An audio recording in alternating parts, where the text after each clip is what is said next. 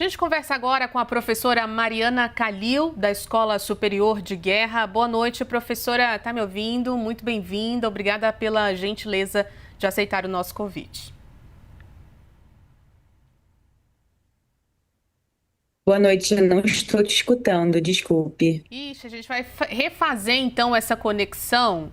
Professora Mariana Kalil, que vem aqui nos. Agora sim, agora sim. Agora sim, professora, boa noite. Queria emendar aqui já na pergunta, então, sobre, com o olhar da senhora, sobre a capacidade de retaliação do Irã. Nesse momento, o que a gente está discutindo? O andamento desse conflito, se vai se estender por muito tempo ou não, se os Estados Unidos têm capacidade, né, de investir muito mais dinheiro nesse conflito, e agora a gente olha para o Irã. Qual é essa capacidade de retaliação? Bom, a gente esperava uma capacidade de retaliação muito maior do Irã nos últimos anos em relação às práticas de Israel no entorno regional. No entanto, não foi isso que a gente assistiu. A gente não sabe exatamente se é uma falta de capacidade ou se é uma estratégia de fato.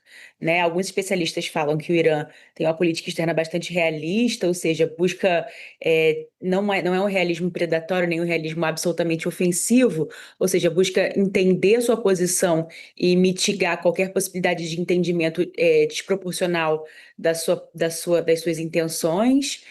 Outros dizem que, na verdade, o Irã não tem a capacidade que o Ocidente vislumbra que ele tenha, então e aí a gente vê toda essa guerra de informação em relação também ao programa nuclear iraniano, né?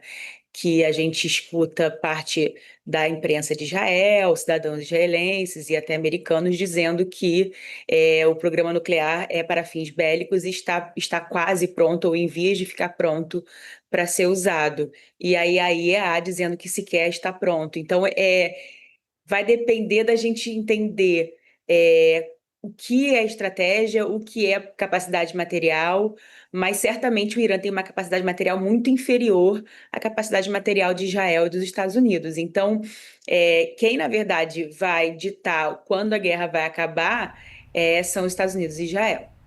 É isso. E essa capacidade que hoje está inferior, outrora já foi maior do que isso, depende mais da própria produção do Irã ou de apoio de países aliados, né? Por enquanto a gente vai observando como é que esses países vão se posicionando ao longo desse conflito. São as duas coisas, né? Mas quando a gente tem conflito mais longo, certamente as alianças são muito importantes. E aí a gente enxerga uma tendência, por exemplo, da Rússia de não se envolver no conflito do Irã como se envolveu na Síria, por exemplo.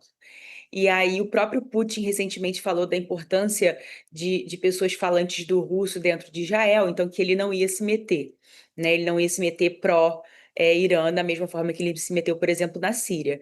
Então é uma questão de a gente enxergar o quanto a China vai entender que essa guerra é para estrangular, de fato, o fornecimento de petróleo para a China, para Pequim, e o quanto a China vai, de fato, se colocar de uma forma ofensiva no cenário internacional. Me parece que a China ainda é muito defensiva e muito cautelosa, né?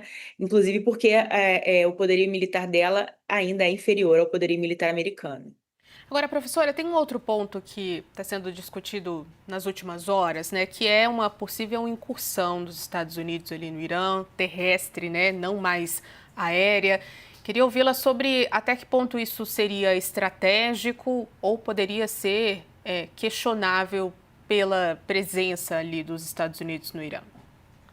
Então, hoje eu estava escutando um especialista em operações aéreas falando exatamente da insuficiência de operações aéreas para, de fato, fazer mudança de regime, para executar a mudança de regime. Então, precisaria de uma operação terrestre, que a gente chama de boots on the ground, botas no terreno. E aí a gente tem que entender se são várias variáveis, né? Vários elementos que a gente precisa entender para saber.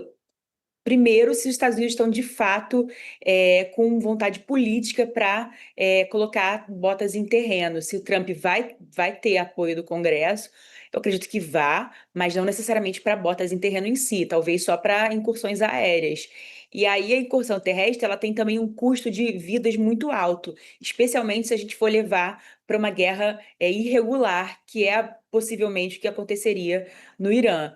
E aí a gente pensa que quando a gente tem um conhecimento que a gente acumulou nas relações internacionais e na geopolítica, nos estudos estratégicos, de que quando a gente tem uma guerra irregular e uma guerra regular, como aconteceu, por exemplo, no Vietnã, quem está lutando a guerra regular, a guerra convencional, com forças armadas, sai em desvantagem em relação a quem está lutando, mesmo mais fraco, a guerra irregular, ou seja, guerra de guerrilha, por exemplo.